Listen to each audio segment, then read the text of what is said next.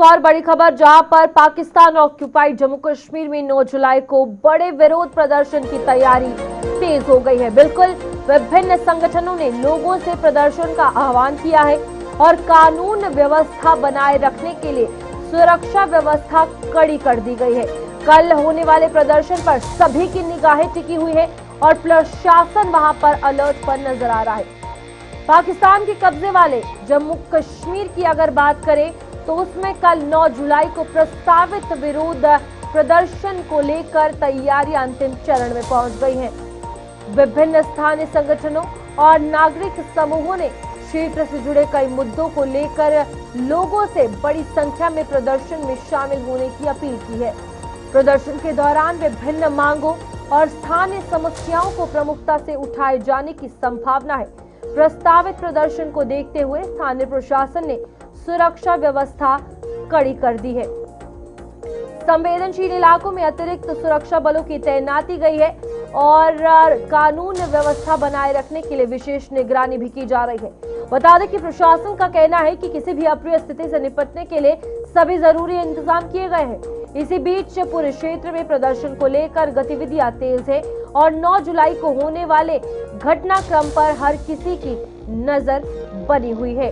इस बीच कल इस प्रदर्शन पर हर किसी की निगाहें टिकी हुई है और प्रशासन अलर्ट पर नजर आ रहा है। पाकिस्तान ऑक्यूपाइड कश्मीर की अगर बात करें तो लोग प्रोटेस्ट करने वाले हैं और 9 जुलाई के इस प्रदर्शन पर हर किसी की नजरें हैं कि आखिरकार क्या कुछ सिचुएशन बनेगी। चलिए, हमारे साथ ब्रिगेडियर राजन जम्वाल जुड़ चुके हैं। सर, सबसे पहले आपका बहुत बहुत स्वागत है। देखिए, जो पाकिस्तान में हो रहा है, I mean this has been going on for quite some time, काफी देर से चल रहा था। ये सारा मतलब इंटरनल मिसमैनेजमेंट का सवाल है। सिंस 1947 आप देखिए, पाकिस्तान जिसको ये हाइब्रिड डेमोक्रेसी बोलते हैं, पर unfortunately which is army rule without accountability, तो सारा उसी का मतलब किया है। टोटल मिसमैनेजमेंट है। उस मिसमैनेजमेंट की वजह से ये पूरे पाकिस्तान को इकोनॉमिकली संभाल नहीं पा रहे हैं।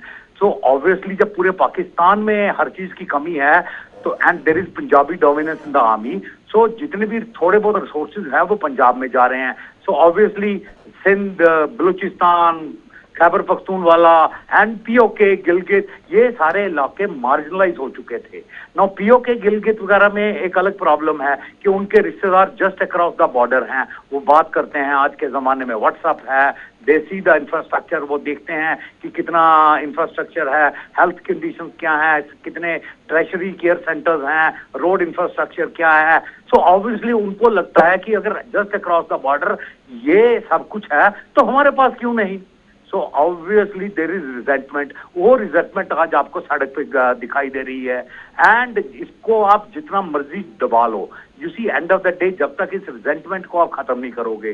दूसरी बड़ी बात कि आज से 2-3 साल पहले पाकिस्तान आर्मी का एक हवा था, मतलब लोग सोचते थे कि पाकिस्तान आर्मी चाहे वो गलत है, पर जो भी है वो गलत काम भी कर रही है, वो पाकिस्तान की सुरक्षा के लिए कर रही है। अभी पिछले 2-3 साल में एक बड़ा बदलाव आया है कि जब इनके जर्नल्स की करप्शन वगैरह ओपन मीडिया में आनी शुरू हो गई तो ऑब्वियसली वो एक जो इमेज थी अलग से वो धुंधली पड़ गई है। तो अभी लोगों को लगता है कि पाकिस्तान आर्मी ही इस सारी इकोनॉमिक डेप्रेविटी की वजह है। सो ऑब्वियसली गुस्सा पाकिस्तान आर्मी के ऊपर भी निकल रहा है।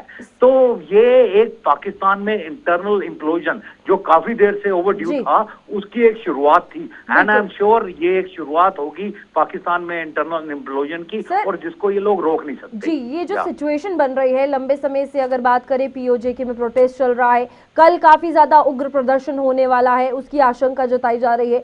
आपको सिचुएशन देख के क्या लगता है कि आज सच में पीओजेके पाकिस्तान से आजादी हासिल कर सकेगा, जिसको लेकर अब लड़ाई लड़ी जा रही है?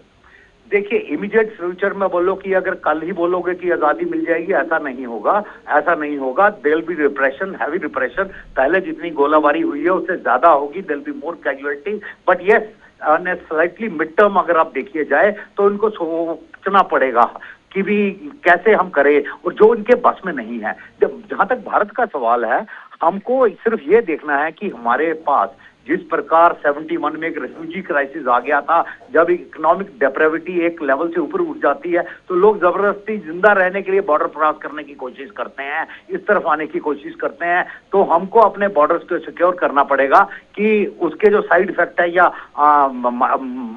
इकोनॉमिक माइग्रेशन ना हो जाए हमारे इलाके में। जो लोग वहां तड़प रहे हैं, भूख से बदहाल हो रहे हैं, वो हमारी तरफ ना आए, वो हमारी सिक्योरिटी के लिए जरूरी है। एंड हमको we have to be alert and I am sure हमारी सिक्योरिटी फोर्सेस जो आर्मी, बीएसएफ वगैरह जो भी डिप्लॉयड है बॉर्डर पे, बिल्कुल सर, मतलब इन तमाम चीजों के बाद अगर बात करें तो यूएन के रिलेवेंस पर भी बड़े सवाल उठ रहे हैं। इसको कैसे देख रहे हैं सिचुएशन के बाद आप? देखिए, UN is become a defunct body for quite some time.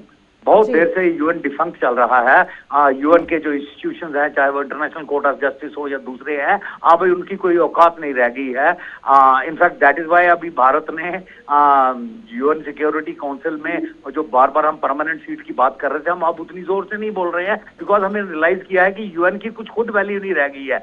आज हम उस कंडीशन में नहीं है कि हमको टेबल पे जगह चाहिए। हम नई टेबल बिछा रहे हैं, दूसरों को बोल रहे हैं इस टेबल पे आओ। तो जमाना बदल गया है, यूएन कुछ नहीं कर सकता इन चीजों के ऊपर। ठीक है सर, ठीक है सर, बहुत बहुत शुक्रिया आपका ज्वाइन करने के लिए। और इस बीच अब कल के उग्र प्रदर्शन पर हर किसी की नजर है।